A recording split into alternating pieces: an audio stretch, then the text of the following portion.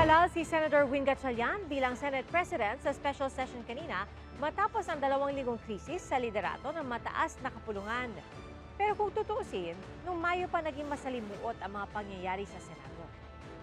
May 11 na mailuklok bilang Senate President si Senator Alan Peter Cayetano matapos nila makabuo ng 13 senador sa paglutang ni Senador Bato de la Rosa na 6 na buwang nagtago.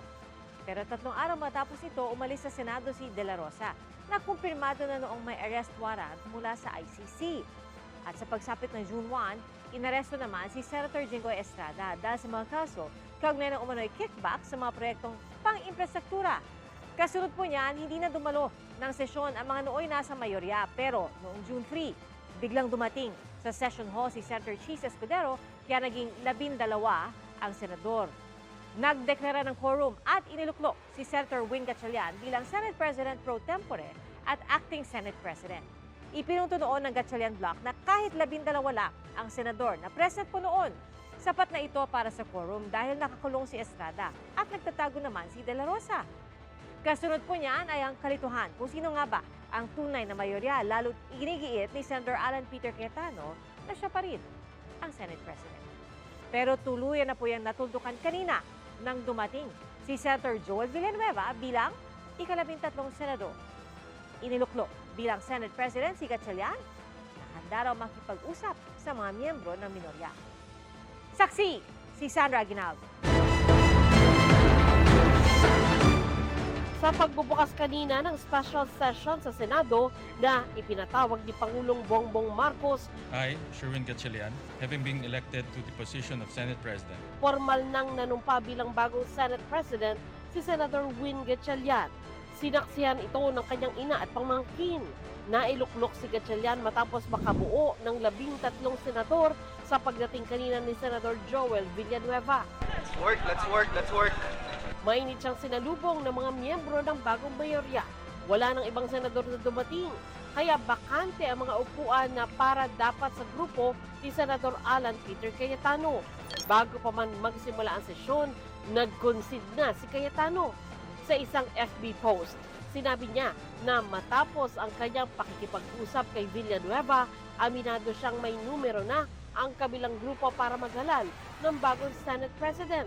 Hindi raw niya ito hahadlangan. Kasabay niyan ay inihayag niya ang pag-aalala sa anyay kamay na nangihimasok umano sa pagpili ng bagong leader ng Senado at pinasaringan ang Malacanang. Dati nang sinabi ng Malacanang na di sila nakikialam sa pagpili ng liderato ng Senado. Nahalal naman bilang majority leader si Zubiri habang Senate President pro tempore si Senador Tito Soto.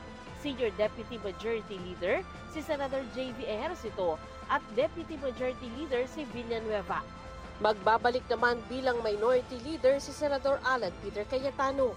On behalf of the minority, may I manifest for the record that Senator Alan Peter S. Cayetano shall serve as the Minority Floor Leader. This manifestation is to ensure the orderly discharge of the functions of the whole Senate as an institution. Sa ngayon, may 13 miyembro na ang mayorya, habang 11 naman ang nasa minorya. Isa si Villanueva sa mga senador na nakatakdang sampahan ng kaso kaugnay sa flood control scandal, ayon kay Ombudsman Jesus Crispin Remulla. Nang matanong si Villanueva kaugnay sa desisyon niyang sumama sa mayorya, Work. Nakita nyo naman yung ginagawa natin dito, boss. Puro trabaho. How are you with Senator Alan, sir? We're brothers at the end of the day. aminado naman sila Ejercito at Zubiri na sila ang kumausap kay Villanueva. Pero wala raw kapalit ang pagsama nito sa mayorya. Senator Joel, gusto lang po niya magtrabaho. Nag-usap po kami kasama ni Senator JV sa kanya at talagang frustrated din po siya dahil sa pangyayari na hindi na tayo nakakatrabaho. Wala po mga sinasabing mga chismis na may mga pamimigay or mga concessions. None. Parang naging tulay, naging instrument kasi nga kami lang yung nag-usap-usap din madalas. So, in fairness, to be fair, walang sinasabi may konsensyo, paleta. Walang ganun, no? I think it's more yung concern for the Senate as an institution.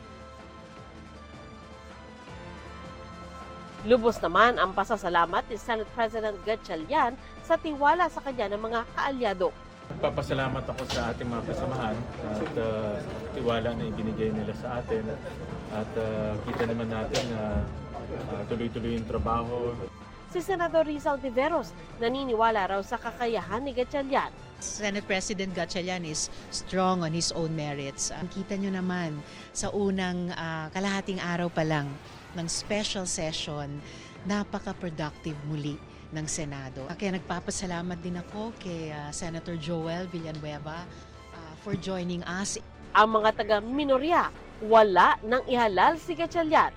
Dumating ang ilan sa kanila sa pagdinig ng Commission on Appointments. Congratulations sa mga bagong na-elect. Trabaho lang po ako. Gusto kong makapagtrabaho tayo dahil issue ko po ang magserbisyo sa ating mga kababayang Pilipino.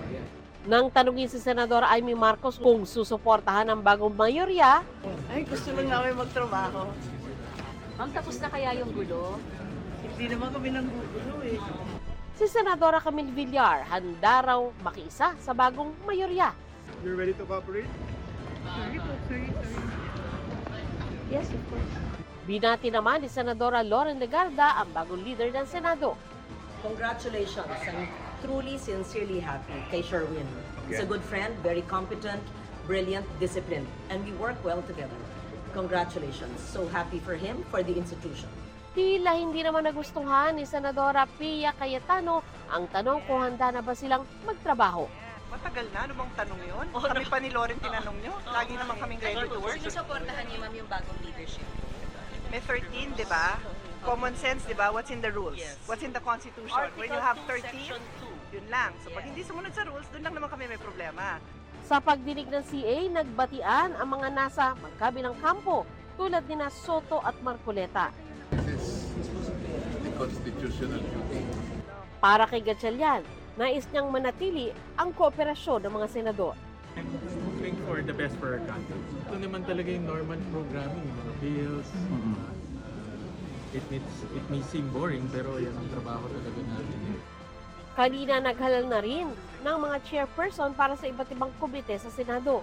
Mananatiling chairman ng Senate Blue Ribbon Committee si Senador Erwin Tulfo na dumidinig sa mga issue sa flood control projects. Lahat ng miyembro ng mayorya, miyembro rin ng Blue Ribbon Committee, maliban kay Senator Chis Escudero. Pahayag din siya kanina sa Committee on Rules kay Senator Miggs na hindi siya magsasama din sa Blue Ribbon Committee. Pero nagsabi po ba si Senator Cheese kung bakit ayaw niyang maging bahagi ng Blue Ribbon Committee? Wala pa naman po, hindi ko pa nakakausap. Pero siguro dahil nga may mga investigasyon, ayaw niya may delikadesa siguro yung mama. Pero I still have to talk to him. Ako si Sandra Aguinaldo, ang inyong saksi.